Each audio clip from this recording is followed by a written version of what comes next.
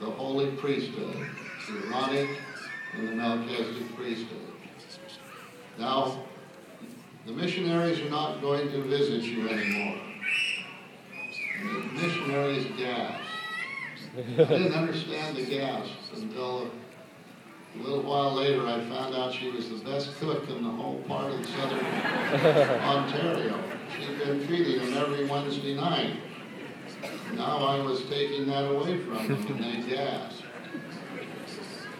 And I said to her and her husband, I said, now, you go home tonight, and you get down on your knees, and you ask God if we are true messengers. You ask your Heavenly Father, Father, are these missionaries and Brother Ballard, are they true messengers? And then you listen with your heart.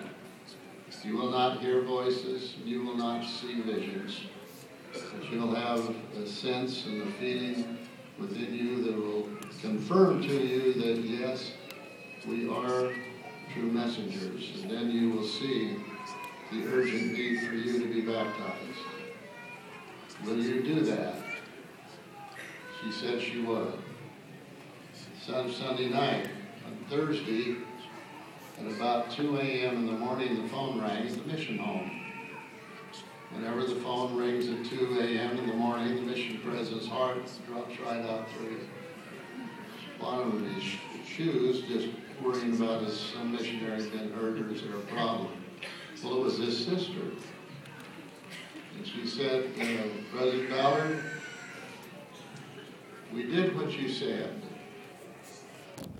We prayed.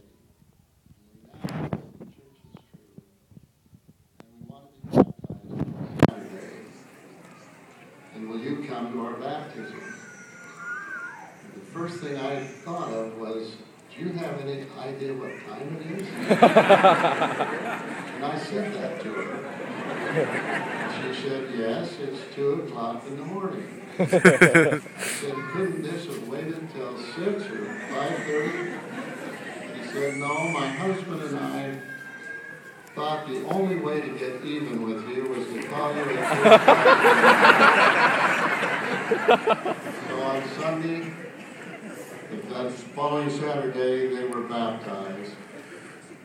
And about a year and a half later, when I had returned from my mission, they were visiting Salt Lake City, and I performed a sealing for that father and that mother and those 3 beautiful children.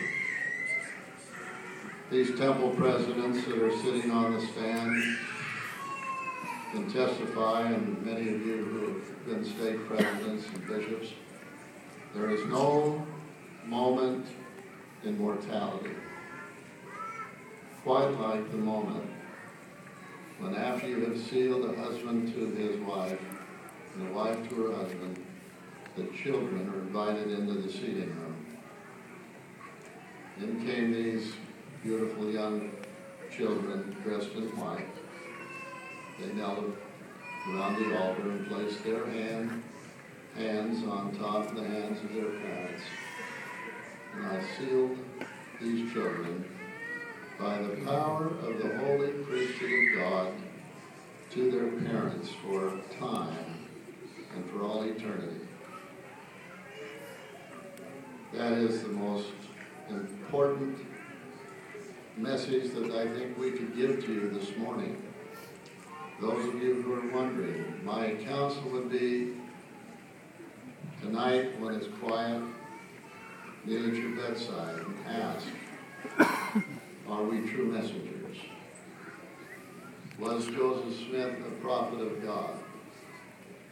Did he in fact receive instruction and direction from the Father and the Son to restore the fullness of the everlasting gospel? Is the Book of Mormon another testament of Jesus Christ? Was it translated by the gift and power of God? And then listen. And listen with your heart. And you'll feel within something that is warm and something that is special, then you seek out your missionaries and you set a date to be baptized. It'll be the most important decision that you can make in mortality.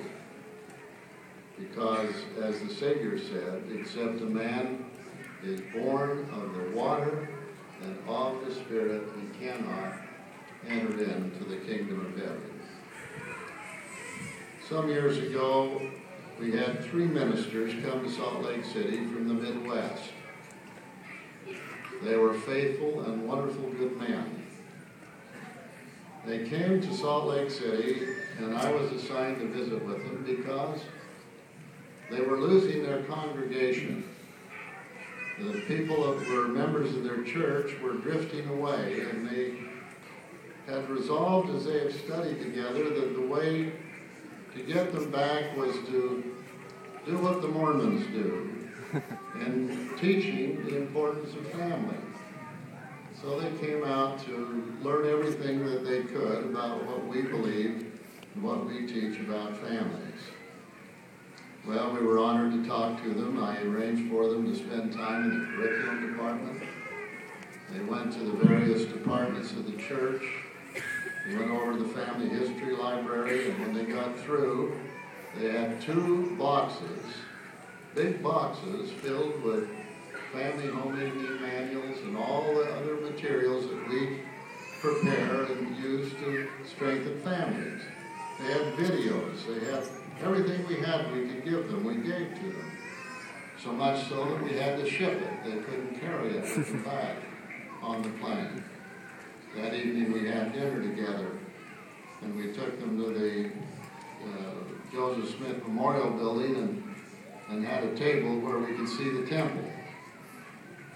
As we sat around the table, this was a very significant discussion, as far as I'm concerned, that we had with that wonderful family, with those wonderful preachers.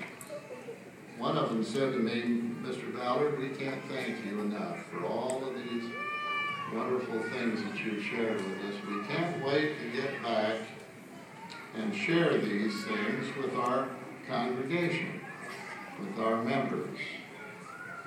And I said to them, I have to be honest with you. These materials will never work for you like they work for us. And I say that again. These materials will never work for you like they work for us. They immediately wanted to know why. And I said, because marriage is an entirely different concept in our church rather than in yours. What do you mean by that? Is it not true that when you marry someone in your church, you marry them until death parts them? Is that part of the marriage ceremony? They confirmed that yes, that was the language they used, which is used in all Christian marriages. That these marriages are only for a time and has no consequences in their doctrine for eternity. I explained that that's tantamount to a pronouncement of divorce upon death. Then I pointed to the temple and I said, in the temple, because the priesthood has been restored, and I explained to them what I've just explained to you. We perform marriage for time and for all eternity. Therefore, the concept of marriage is different for us than it will be for you, even though you have all of these materials. That is the purpose, one of the main purposes that God gave to his children in the Holy Temple. It's within the temples where we perform these sacred ordinances.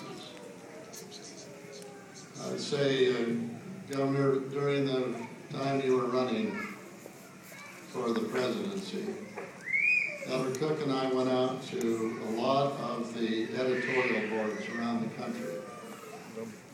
Did you know what the main questions they asked?